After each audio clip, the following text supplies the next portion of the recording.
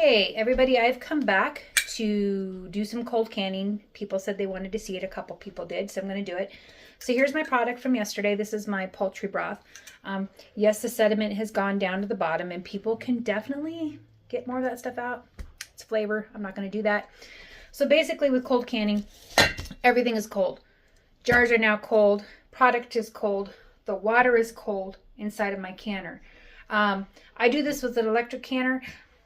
I don't have a oven top, stove top canner that I use right now, so I don't know if it'll work that way. But anyway, so I'm going to set my canner to pressure can.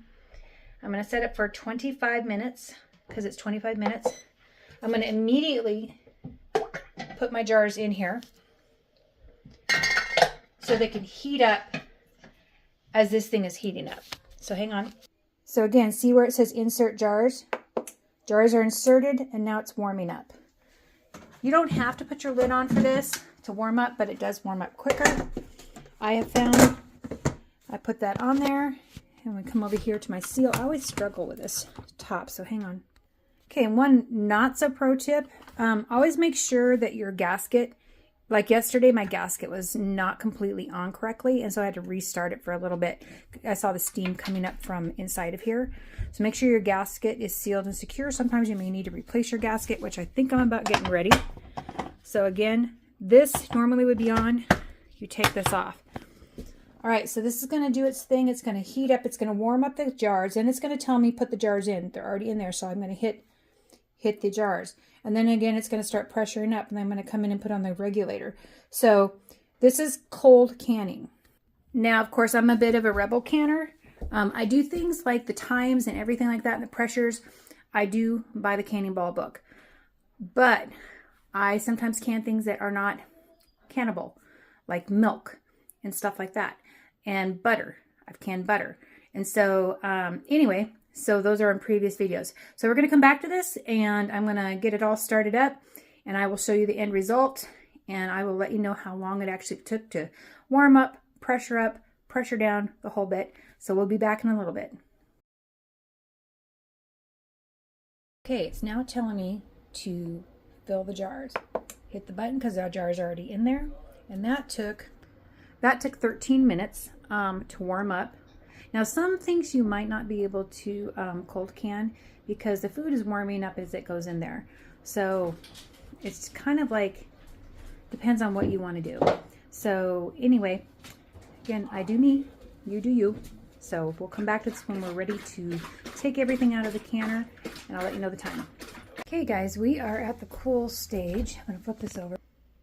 Here we go. It's cooling down. Whatever you do, do not release this pressure or open this up until this little button here drops down, because it's still full of pressure.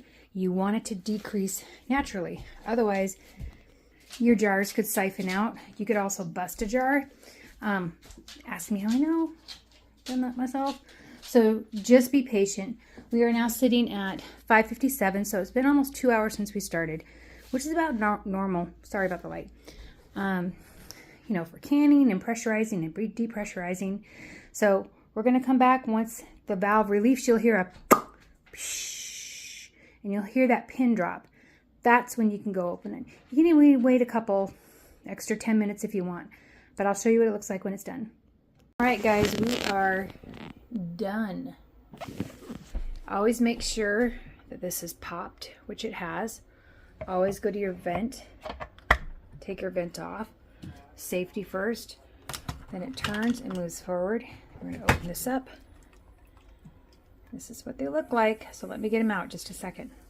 All right, so they are done. Now, they're bubbling like they should. Now this one here, look at this top. It buckled. Okay, and some of the canning lids have been doing that now. We're going to see if this pops it back down. If it does, I'll check the seal, make sure it's sealed, and then it'll be good. If it isn't and it doesn't seal back down, I'll just use it with this one in the fridge first. But here we go. It is now 6:43, and so this took 2 hours and 43 minutes to start to finish, which is actually pretty good. And these are nice, rich looking broths. So again, just remember, look up cold canning. It is not USDA approved. Sometimes the USDA does not exactly have things in your best interest, but there are guidelines you should follow, like times, pressures, and stuff like that. So anyway, I will be canning something again soon, or maybe I'll be making my sourdough bread, or maybe I'll freeze dry something. You let me know. And we just heard a ping. It wasn't the one we're looking for, but one of them just popped. So I'll talk to you later.